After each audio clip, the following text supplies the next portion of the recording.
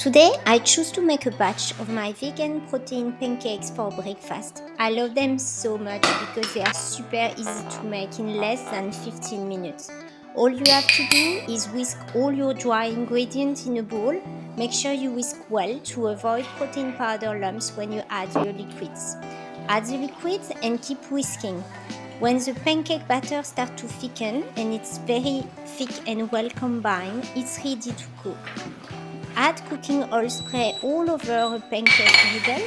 Scoop out a quarter cup of batter for each pancakes and cook 2-3 minutes on each side until golden brown.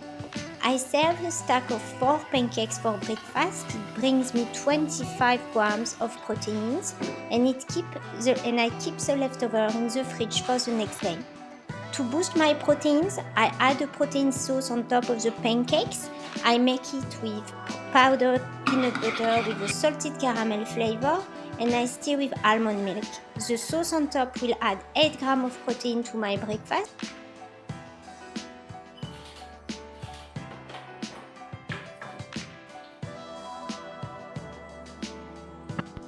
So time for lunch, and this salad is my favorite. It's packed with protein, it's easy to make, and I usually have some leftover for the next day. So I store in an airtight container and I can eat that later the next day, which is very convenient. It takes barely 20 minutes to make.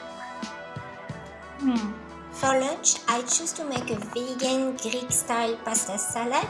The secret for a quick and high-protein pasta salad is to use red lentil pasta. They cook in just 6 minutes in boiling water, which is twice faster than regular pasta, and they are loaded with proteins.